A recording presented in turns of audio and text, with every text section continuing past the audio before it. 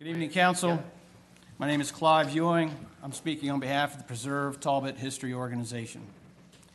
As you're aware, a lawsuit has been filed at the federal court in Baltimore to tear down the Talbot Boys Monument. The plaintiffs allege the monument, located on the Talbot County Courthouse grounds, violates their constitutional rights. As a result of this lawsuit, we undertook an examination of the Baltimore courthouse, where this lawsuit might be heard, to determine how it addresses its own deep history. We learned that the Baltimore courthouse has multiple historical exhibits and displays, both physical and virtual. In fact, federal judges and attorneys proclaim that they have placed these exhibits to, quote, heighten the public's awareness of the rich history of the court, to enhance the administration of justice, and to educate those who frequent the courthouse about the court's impact on history, unquote. The Baltimore Federal Court chooses to honor a wide spectrum of characters, including Judges Paca and Bland, known slaveholders here in Maryland. There is even a portrait of Judge William Giles, father to a Confederate soldier, a leader in the effort to move free blacks to Africa, and who was a big fan of Justice Taney, an author of the Dred Scott decision. Our point is that the federal court in Baltimore has purposefully found a way to honor these people for their contributions to history, notwithstanding their participation in slavery or their inclination to the Southern cause. No court has ever found that these images violated anyone's constitutional rights. Likewise, the U.S. Supreme Court has images of historical figures as part of the very fabric of its property. Just like in Baltimore and Talbot, the Supreme Court honors multiple people who are particularly impactful to the course of history, and some may even be deemed offensive. For those who believe there must be an absolute separation of church and state, certainly they must be offended by the image of the Islamic prophet Muhammad and the Jewish prophet Moses, both standing high above the Supreme Court. For those who want to cancel our nation's founding fathers who had any connection to the institution of slavery, certainly they must be offended by the image of John Marshall, our fourth Chief Justice, who held over 100 slaves and whose image also stands high above in the Supreme Court. Again, not a single employee or visitor of the Supreme Court has been found to have had their constitutional rights violated by the presence of these controversial images. The displays at the Supreme Court, the Baltimore Court, and here in Talbot County are not intended to offend anyone, but to pay tribute to persons or events that were particularly impactful to our collective history. So, what was the intent of the Talbot Boys Monument, conceived more than a century ago? It was, like many Civil War monuments across our nation, north and south, conceived to mark the 50th anniversary of the Civil War and record the names of the men who fought for their cause. As for the statue that sits atop the base, it was intended to represent simply, quote, youth and courage. And what of the intent of the Talbot Countyans today, many of which sit behind me, who would want to keep this monument at the courthouse? There are many. Chief among them is that the monument is part of a continuum of memorials that our county holds in the highest regard on our courthouse yard, including to the memory of Talbot Countyans who fought and died during World War I, World War II, Korea, Vietnam, and to Frederick Douglass, our famous abolitionist. We believe the Talbot Courthouse should continue to embrace the rich history of this county. Otherwise, we are on a path to an Orwellian future, where government property and buildings become stark monoliths that only evoke the message of the party currently in power. If this lawsuit prevails, not only will the Talbot Boys be taken down, but the precedent will have been set to sandblast those images that surround the Supreme Court, paint over all those portraits displayed by the Baltimore Federal Court, and indeed dispose of the remainder of the monuments at the Talbot County Courthouse. 30 seconds. Therefore, we ask the council to not only continue its support for the Talbot Boys, but to consider building up our rich history by the addition of a Union soldier monument as envisioned by our county council or county commissioners in 1914. We ask the council to resist the pleadings of those who are both historically ignorant and perpetually offended. Thank you. Tip O'Neill said that all politics is local. And when it comes to Confederate monuments, so are they. In this case, as Mr. Ewing has pointed out, and as other members of the Preserve Talbot history will point out, our monument is unique to Talbot County history. And it was part of a movement that came about with the celebration of the 50th anniversary of Gettysburg, where Talbot County Union soldiers and Talbot County Confederate soldiers fought each other on Culp's Hill. They came back having seen one monument to the Confederates and one monument to the Union, and wanted to replicate that here. As it turned out, the monument to the Confederates was financed and built, and even though there was a committee appointed to finance the monument to the northern members who fought, it didn't happen. World War I happened, and they were off to the races. If you look at history in Kent County, in 1916, there was one monument that was built to the Union, to the Union and to the Confederacy. And it wasn't until 1991 that they supplemented that monument with a monument to the U.S. colored troops. So I'm here to say that I support a series of monuments to Talbot County Civil War history, and that would consist of keeping the Talbot boys, having a Union memorial, and also a memorial to the U.S. colored troops, in particular the Unionville troops. And I think that they are unique to this area and should be celebrated on the courthouse lawn, and anybody who opposes that, I just don't get it. So I just think that we should preserve the Talbot boys and build up rather than tear down. I'd just like to say that this suggestion came in 2015 from your predecessor council that says, we'll keep the Talbot boys, we welcome a Union memorial. And as recently as January 14th of 2021, Mr. Potter said, and I quote, "The present monument does nothing to depict the accuracy of the Civil War. What about the Union soldiers? It's the Move the Monument Coalition and the NAACP who is working to get the complete history preserved. So are we. Let's do it together. They've done it in Franklin, Tennessee. We can do it here." Thank you. Members of the council, Mr. Stamp, I think you know me. I'm Paul Callahan. I'm a veteran. I was a former Marine Corps officer, and I presently live in Trapp, Maryland. I'd like to say that history records that one of the most overt acts of the federal government's abuse of power against Maryland civilians during the U.S. Civil War was the beating and imprisonment of Talbot County's Judge Richard Bennett Carmichael. During this event, 125 federal troops surrounded Talbot's courthouse, this very courthouse we're in today, beat Judge Carmichael in his own courtroom, then imprisoned him without charges or trial. The only crime the judge committed was to uphold the Constitution of the United States. Judge Carmichael held that the imprisonment and executions of civilians by the federal military was unconstitutional, and he was correct. In 1866, the U.S. Supreme Court ruled that these actions by the federal forces were a direct violation of the U.S. Constitution. Dixon J. Preston, a New Yorker who wrote Talbot County, A History in the early 1980s, stated that the Carmichael incident was so shocking that it focused the attention of the nation on Easton and polarized public opinion in Talbot County.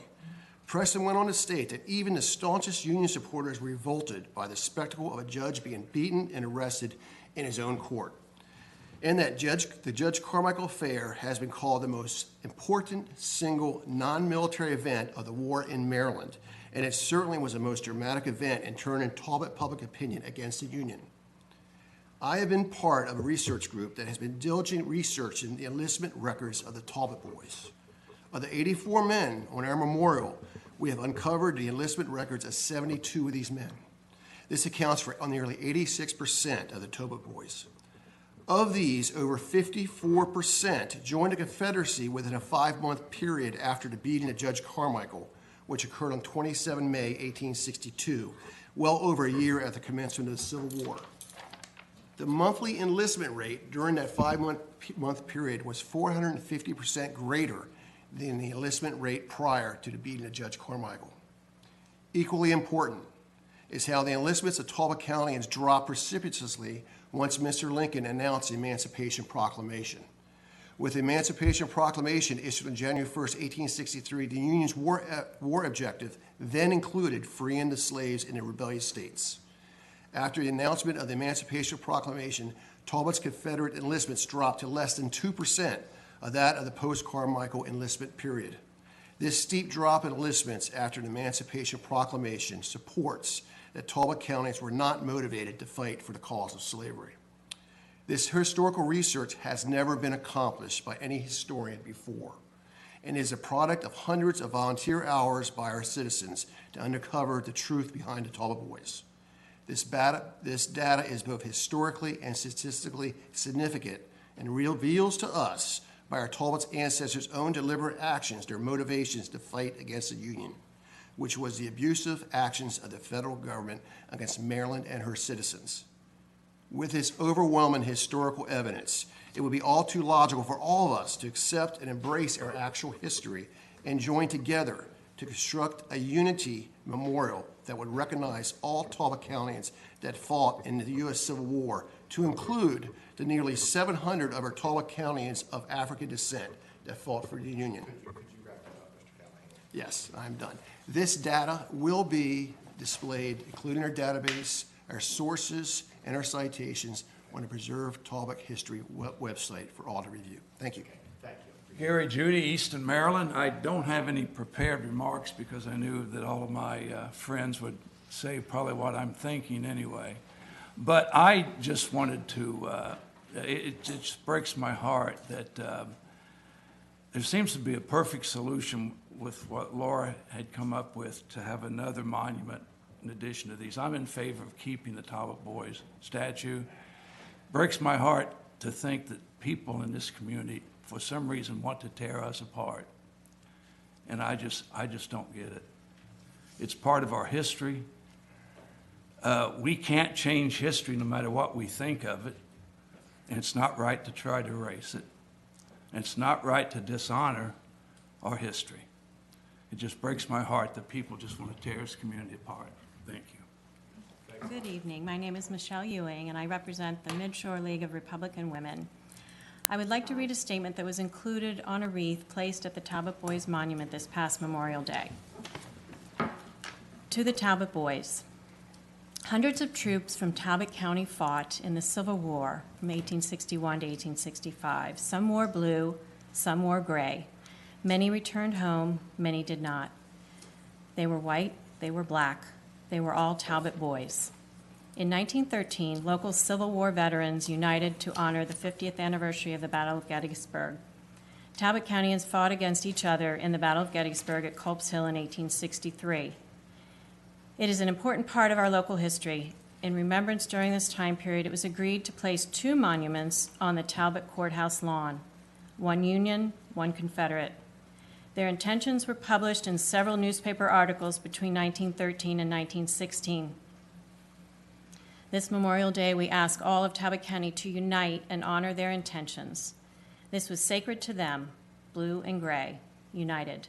Let us build up, not tear down, our monument. We urge the Talbot County Council to renew its pledge to support the construction of a Union soldier monument to complete the vision of our county commissioners from over 100 years ago. Thank you. Good evening. My name's Walt Johnson. Some 22 years ago, my wife and I moved to Talbot County, and one of the reasons we made Talbot County our home was the county's sense of community. Simply love your neighbor. I grew up in New Orleans.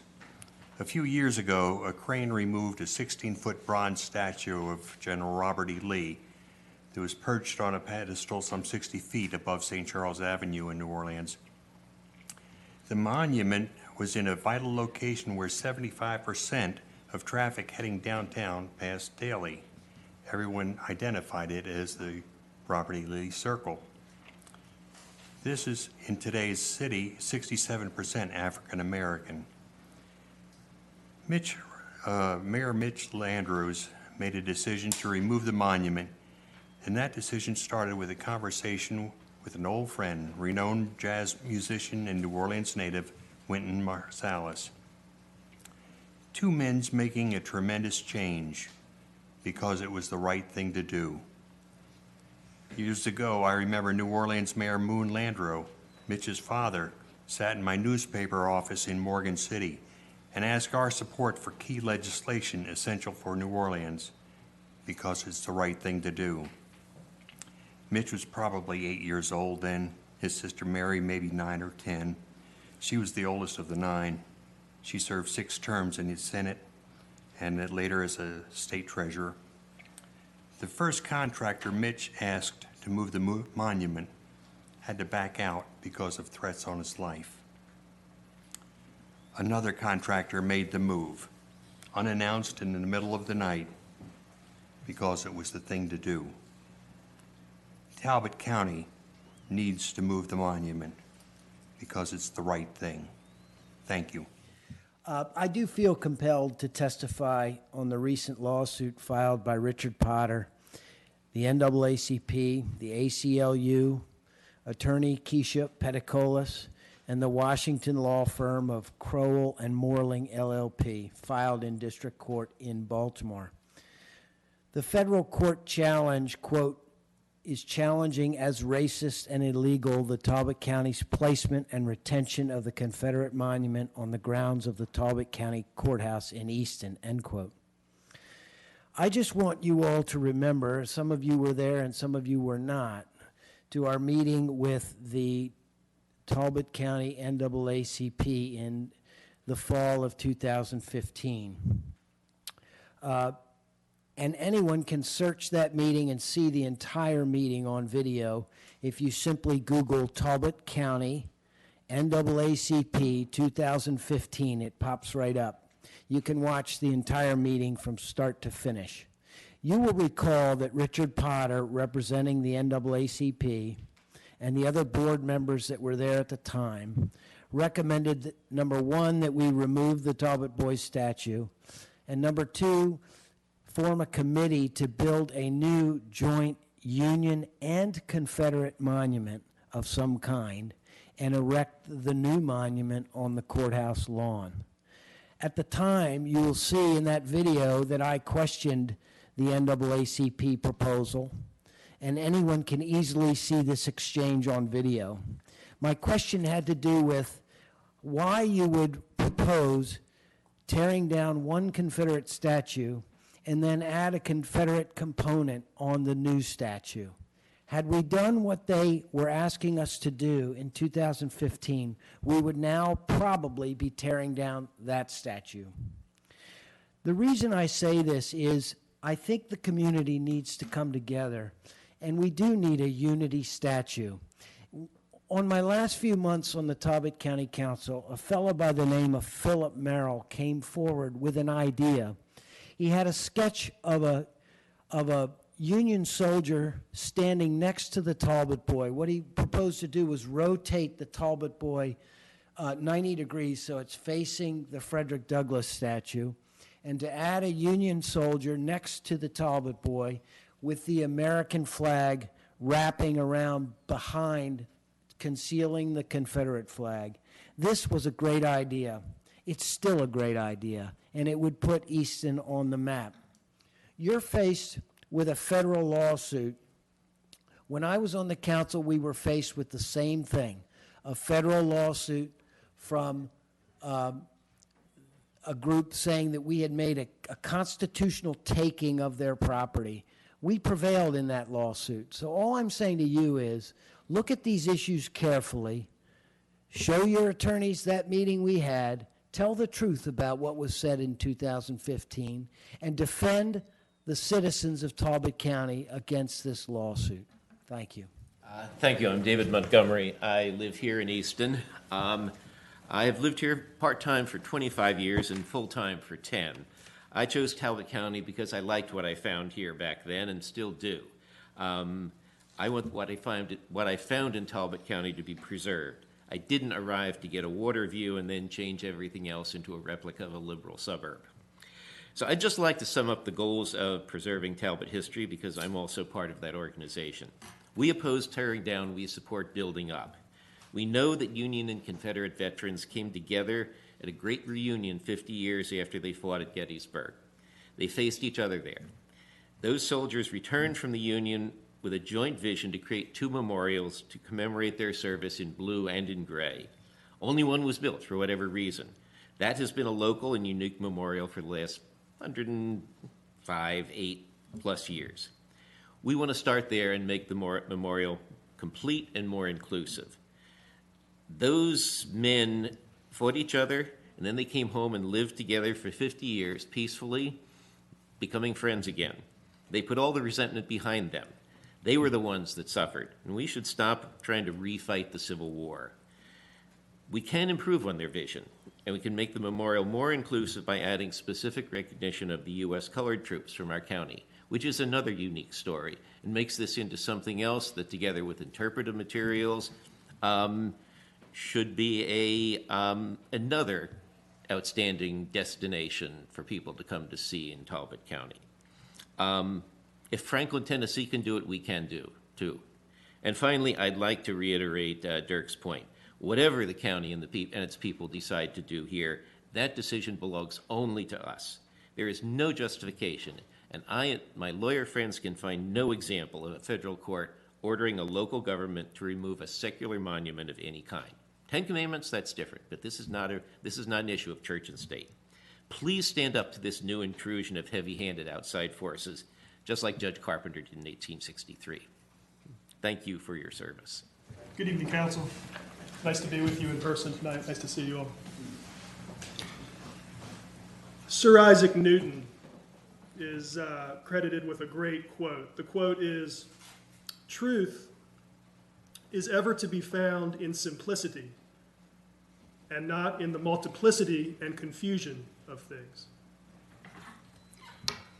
When I listen to the arguments for the statue to remain, I get lost in the multiplicity and confusion and complexity of the arguments. Here's a simple statement for you. The Confederate flag squarely represents efforts to perpetuate slavery and white supremacism. To argue that the Talbot Boys statue is not racist is as absurd as arguing that the Tidewater Inn is not made of bricks.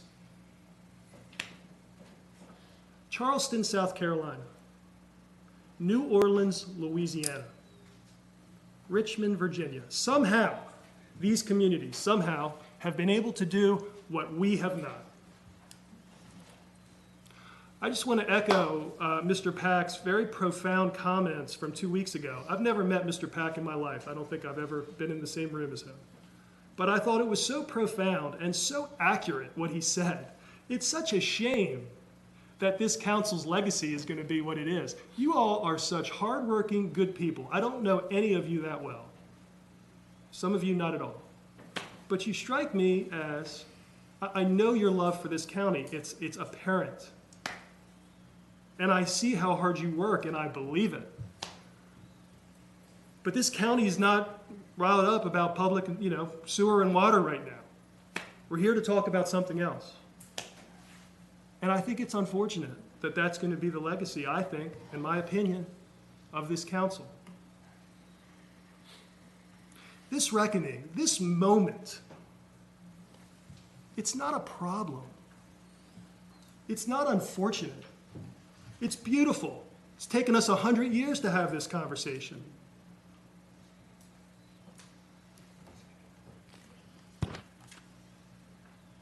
It's an opportunity. It's not a problem. It's an opportunity. It is your opportunity. Now is not a moment to be frozen. It is an opportunity to raise our standard, to step up, to come together and be better for it. Thank you. My name is Sarah Sayer. I live in Claiborne, Maryland. Okay. Talbot has a tremendous amount of history. Lots of history here. Lots of great history. I love Talbot County. First came here in 1976, bought a home in 1985, Wasn't able to live here full-time till I retired from work. But I love this place tremendously. Talbot has a lot of history. We haven't talked about some of the history here. The Ark and the Dove came in the early 1600s or something, started Maryland, and I don't know exactly, I apologize, I don't know when Talbot County began.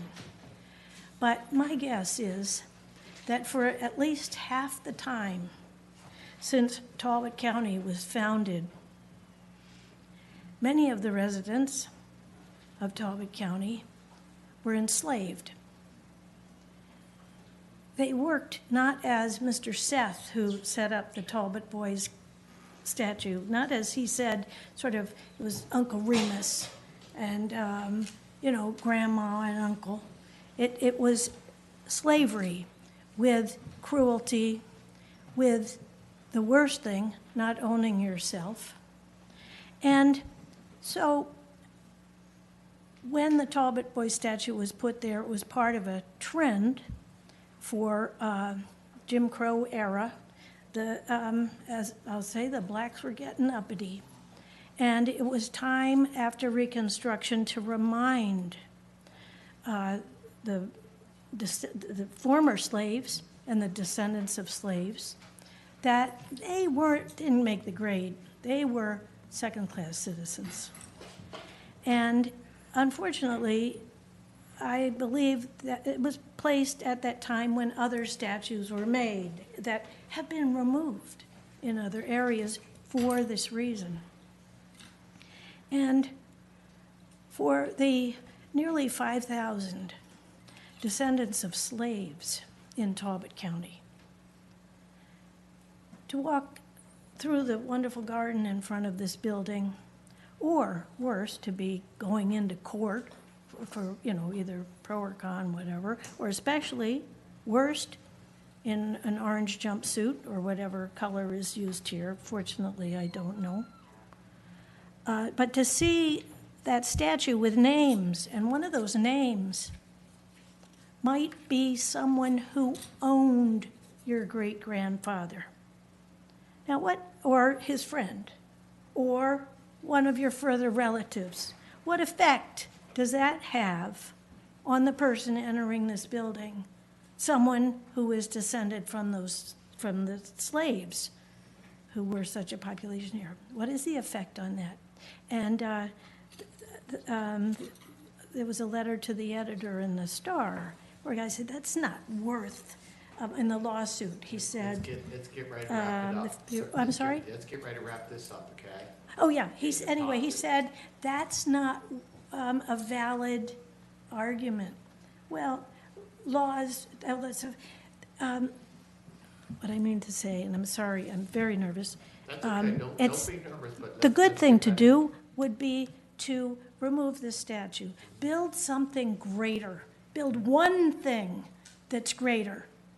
One thing would do it, but move the statue off the lawn of the courthouse. Thank you very much. Good evening. My name is Bruce Hawley. I live outside of Easton. I've addressed this council before by email and by internet, the last council meeting, so I'm not going to go over what I said before.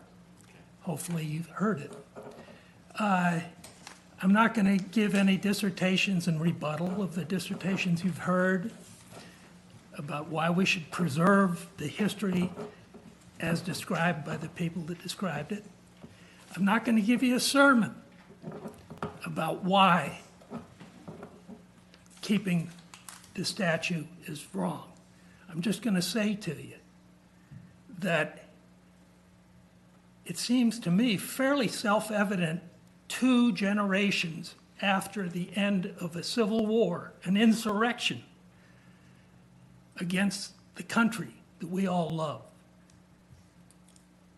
that we have people who still believe in some fashion, maybe without knowing it, that one race of man somehow has a right to rule the lives of another race of men. Is that right or wrong? It's fairly self-evident to me. The other question I ask myself today is, if I were a black man and I walked into this courthouse, would I feel okay? Not today. Maybe when I was a kid, when I had the education I had, in the high schools that I had, I would have walked and not even thought about it because it wasn't something that I worried about. I just generally worried about being alive. That's not for me to say. All I know is that when I answer the question, would I like to be born black in this country today? I say no. So, because of that, it seems to me self-evident. The Confederacy was a representative of something wrong. It needs to get out of the courthouse yard in this county. Thank you. Kathy Liebel again. Okay. I just wanted to say, and I've sent you all an email way back when, so I'm going to be brief today, but to me, it's time to find a more appropriate place for that statue. It doesn't belong on our courthouse. It's inappropriate in 2021, and I'm not talking about what happened 100 and 150 years ago. I'm only concerned about today, and it really is, it shouldn't be there. And you all as a council have very important county matters to attend to, and all of our county residents need to believe that they're represented and that they're being treated equally by you. And that's part of my concern with why the statue needs to go. So thank you. I'm Kelly Moran, Okay. and I live in Easton. Okay, thank you. Thank you, Ms. Moran. I agree with Mr. Hill's comments that there's so much important history and significant history around the statue, around the Talbot boys, around the Civil War, all the events leading up to why the monument was placed on the Talbot Courthouse lawn. For me, the bottom line is there is a Confederate flag that does represent the flag of the Confederate soldiers who fought to perpetuate slavery. To have that symbol on the courthouse lawn is wrong. It is injustice. And we do not ask that the monument be torn down. We ask that the monument be moved. It deserves a place in history, in a museum. It is unfortunate that we cannot find anybody who is willing to take it, although there has been money raised to move it. So I would just like to simply say the Confederate flag that is present on the courthouse lawn is a symbol of the perpetuation of slavery, a cause that many people died to defeat and does not belong here. Good evening, everyone. For the record, my name is Richard Potter. I'm the president of the Talbot County branch of the NAACP. Tonight, I'm here to speak once again on the issue that has been plaguing our county since 2015, and that is that Confederate monument that sits on our courthouse lawn. Today, I received an article from the Washington Post where your counterparts in Charlottesville, Virginia, made the right choice to remove that monument that they have in Charlottesville. And I urge you to do the same, to make the right choice, to do what's respectful, do what's in the best spirit of bringing people together, and that's to remove that monument on the courthouse lawn. That's a symbolism of hate, bigotry, and demoralizing to a group of individuals. That is not the place for a monument such as that sits on the lawn of justice. That's a terrible contrast there, where people should go to be able to receive a fair and just trial and not have to worry about monuments that says if you are a black individual, you belong in chains and bondage. So I urge you to do the right thing. The right time to do the right thing is now. It always has been now, and you, again, have the opportunity to do that.